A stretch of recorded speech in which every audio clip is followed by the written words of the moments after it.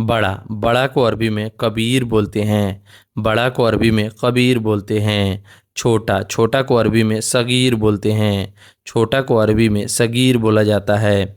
बड़ा को अरबी में कबीर बोला जाता है और छोटा को अरबी में सगीर बोला जाता है। सगीर का मतलब होता है छोटा और कबीर का मतलब होता है बड़ा। बड़ा को अरबी में कबीर और छोटा को अरबी में सगीर बोला जाता है। तुम बड़े हो, तुम बड़े हो उसे अरबी में बोलते हैं अंत कबीर।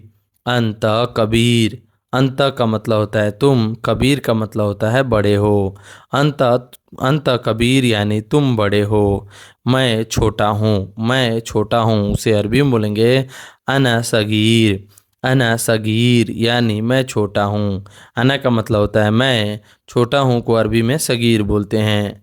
तो मैं छोटा हूँ उसे अरबी में अना सगीर बोलते हैं। अना सगीर यानी मैं छोटा हूँ। तुम बड़े हो उसे अरबी में अंत कबीर, अंत कबीर बोलते हैं। अंत का मतलब होता है तुम, कबीर का मतलब होता है बड़ा। तो अंत कबीर यानी तुम बड़ा हो। ठीक है, ठीक है को अरबी में तैब बोलते हैं। ठीक है को अरबी में तैब बोलते हैं। तैब का मतलब होता है ठीक है।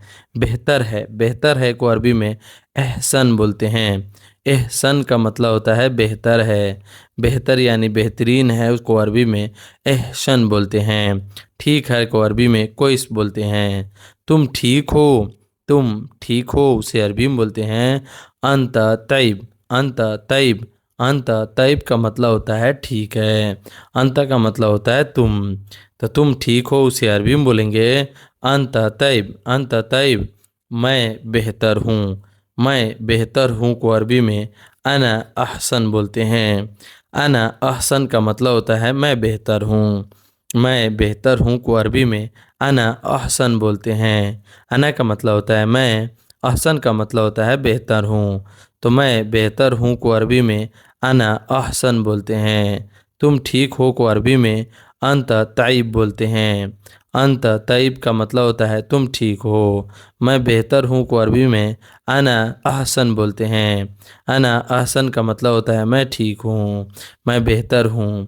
छोड़ना, छोड़ दो को अरबी में खल्ली बोलते हैं। छोड़ना या छोड़ दो को अरबी में खल्ली बोलते हैं। पकड़ना या पकड़ो को अरबी में यमसिक बोलते हैं। पकड़ना या पकड़ो को अरबी में एमसिक बोलते हैं। एमसिक का मतलब होता है पकड़ना और एमसिक का मतलब होता है पकड़ो। इसे छोड़ो, इसे छोड़ो को अरबी में खल्ली हाजा बोलते हैं। खल्ली हाजा का मतलब होता है इसे छोड़ो। खल्ली का मतलब होता है छोड़ो और हाजा का मतलब होता है इसे। तो इसे छोड़ो को अरबी में खल्ली हाजा बोलते हैं। खल्ली हाजा यानी इसे छोड़ो। इसे पकड़ो, इसे पकड़ो को अरबी में यमसिक हाजा बोलेंगे। यमसिक हाजा का मतलब होता है इसे पकड़ो। यमसिक का मतलब होता है पकड़ो और हाजा का मतलब होता है इसे। इसे पकड़ो को अरबी में यमसिक हाजा बोलेंगे। यमसिक हाजा का मतलब होता है इसे पकड़ो। इसे पकड़ो को अरबी में यमसिक हाजा बोलते हैं। यमसिक हाजा यानी इसे पकड़ो। इसे पकड़ो को अरबी में यमसिक हाजा बोलते हैं। बीमार, बीमार को अरबी में मरीद बोलते हैं। बीमार को अरबी में मरीद बोला जाता है। मरीद का मतलब होता है बीमार।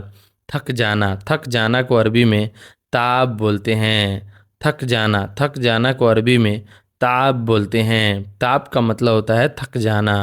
थक जाना यानी हार जाना, थके हारे बोलते हैं ना, उसे अरबी में ताब बोलते हैं। मैं बीमार हूँ, मैं बीमार हूँ उसे अरबी में बोलेंगे अना मरीद। अना मरीद यानी मैं बीमार हूँ। अना का मतलब होता है मैं, मरीद का मतलब होता है बीमार हूँ।